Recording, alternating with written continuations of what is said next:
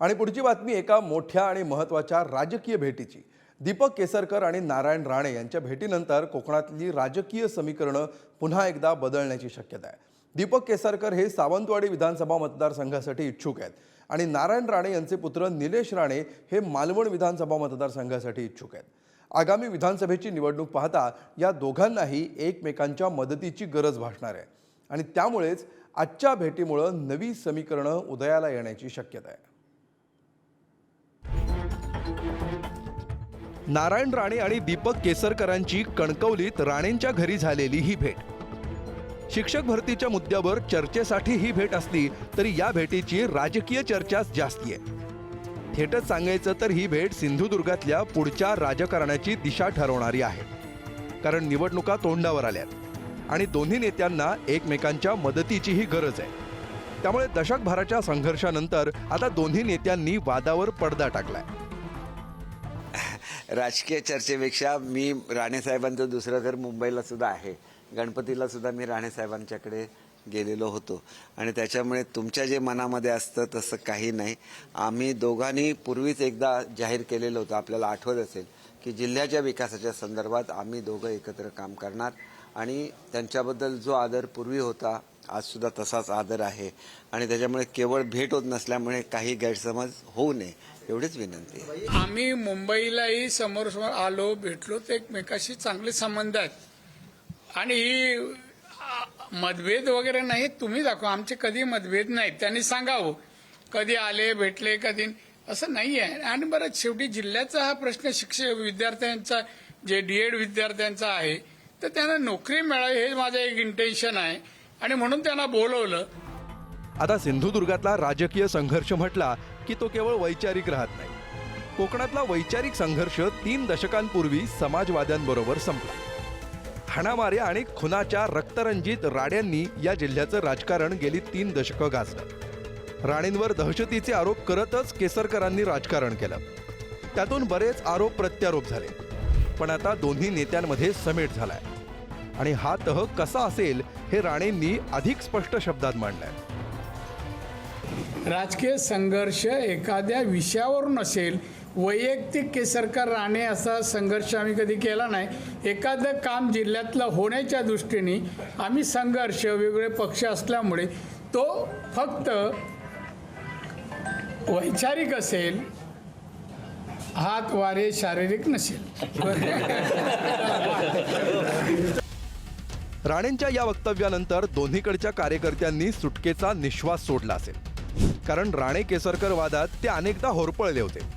पण राजकारणामध्ये कुणीच कायमचा शत्रू किंवा मित्र नसतो असं म्हणतात। राणे आणि केसरकर यांचे एकमेकांसोबतचे राजकीय संबंधही असेच आहेत। सुरुवातीला जिल्ह्यात राणे आणि काँग्रेस नेत्यांमध्ये संघर्ष होता, पण राणे आणि केसरकर यांची मात्र मैत्री होती।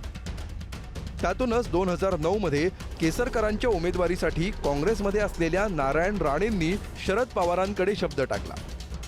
दीपक केसरकर आमदार झाल्यावर मात्र राणे आणि केसरकर यांच्यात संघर्ष वाढला।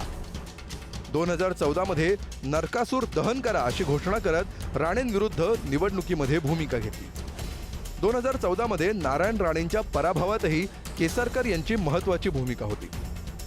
राणेंविरुद्ध या टोकाच्या भूमिकेमुळे शिवसेनेत केसरकरांना महत्त्वाचं स्थान मिळालं। राणे विरोधामुळे शिवसेनेकडून केसरकर यांना 5 वर्ष राज्यमंत्रीपद भूषवता आलं। 2019 मध्ये राणेंनी केसरकरांच्या पराभवासाठी कट्टर समर्थक मैदानात उतरवला, पण त्यावर मात करून केसरकर पुन्हा विजयी झाले। शिवसेनेतल्या फुटीनंतर दीपक केसरकरांनी शिंदेंना साथ दिली। राणेंबरोबर लढण्यासाठी मंत्रिपद हवं असं सांगून केसरकरांनी भरत गोगावलेंऐवजी मंत्रिपद मिळवलं। आता भाजपबरोबर शिंदेंची युती घट्ट होताच केसरकरांनी राणेंशीही जुळवून घेतलं। सावंतवाडी मतदारसंघातून शेवटची निवडणूक असं जाहीर करून केसरकर गेल्या वेळी निवडून आले, पण काही दिवसांपूर्वी पुढची विधानसभा निवडणूक लढवणार असल्याचं त्यांनी जाहीर केलं। भाजपच्या राजन तेली यांनी सावंतवाडीत गेली अनेक वर्ष निवडणुकीची तयारी केली आहे। त्यामुळे केसरकर यांना निवडून येण्यासाठी आता राणेंची साथ आली आहे आणि कुडाळ मालवणमध्ये आता राणेंचे पुत्र निलेश राणे निवडणूक लढवतील अशी चर्चा आहे। त्यामुळे तिथं केसरकरांची साथ मिळाली तर राणेंसाठीही ते बेरजेचं राजकारण ठरेल। राणे केसरकर भेट ही या पुढच्या राजकारणाचाच भाग आहे. पण भेटीनं काहींची राजकीय गणितं बिघडू शकतात. त्यातलेच एक राजन तेली. त्यांची राणे केसरकर भेटीवरची प्रतिक्रियाही बरंच काही सांगून जाते.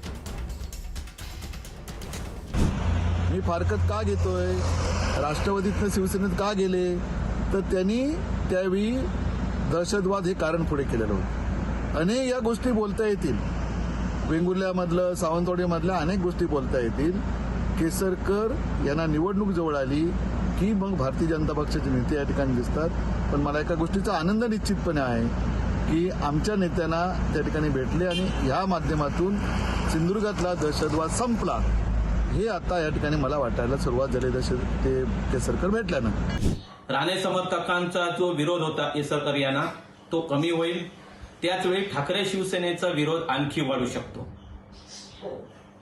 हा जो मैत्रीचा धागा आहे, हा मैत्रीचा धागा येणाऱ्या लोकसभा निवडणुकीपर्यंत आणि त्यानंतर येणाऱ्या विधानसभा निवडणुकीपर्यंत टिकेल यात शंका नाही. त्यानंतर तो टिकेल की नाही हे मात्र येणाऱ्या काळच ठरवणार आहे. राज्यात ठाकरे विरोध हा राणेंच्या राजकारणाचा केंद्रबिंदू आहे. तसंच सिंधुदुर्गात राणे विरोध हा त्यांच्या विरोधी नेत्यांच्या राजकारणाचं सूत्र आहे. राणे आणि केसरकर दिलजमाईनं राणेंविरोधातला एक आवाज थंड होईल. कडव्या राणेंविरोधातून केसरकरांचा राजकीय फायदाच झाला. आता राणेंबरोबरच्या दोस्तीतून फायदा होईल की तोटा, मुरब्बी केसरकरांच्या मनात याचं गणित पक्कं असेल. विकास गावकर, पुढारी न्यूज, सिंधुदुर्ग.